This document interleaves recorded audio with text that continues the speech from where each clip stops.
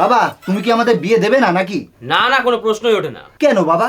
পাড়া প্রতিবেশী থেকে শুরু করে সবাই আমাকে বলছে যে তোর বিয়ে কবে বিয়ে কবে, এমনকি মন্দিরে পুরোই তো রেডি।